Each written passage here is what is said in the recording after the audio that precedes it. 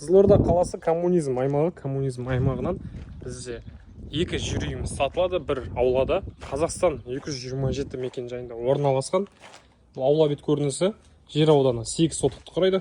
Мынау бізде екінші үйіміз. Былай қарай бізде жатын бөлме. Кіреберіс аймақ. Асты аярлау бөлмесі. Былай қарай екінші бөлме. Екінші жатын бөлме. Бұл жерде қазіргі таңда склад ретінде пайдаланып отыр. Былай қарай бізде қонақ қабылдау бөлме, зал.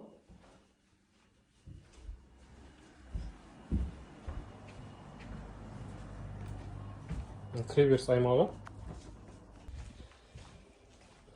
Басты үйіміз осы. 2022 жылы қам-кесектен салынған. Былай қарай біз үйдің артына Торайғыров көшесіне шыға аламыз. Яғни сквозной үй. Аула бет көрінісінде бау-бақшамыз бар. Жеміс ағаштары өзінің жемісін беріп тұр. Ары қарай сарайымыз. Міне мынау тұста бізде Торайғыров көшесі. Былай қарай шығып кете аламыз. Екі көшемен де үйге келуге болады. Бізде тапчан жазғы үйіміздің сыртқы көрінісі. Үйіміздің кіреберіс аймақ бізде холлдан басталады. Холл және осы асты аярлау бөлмесі. Былай қарай бізде аяқ киім шешетін орны. Және мына тұста үйіміздің бірінші жатын бөлмесі.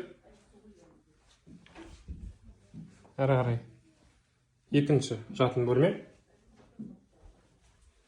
Мына тұста қонақ қабылдау бөлмесі, зал. Өте ұзын, кең.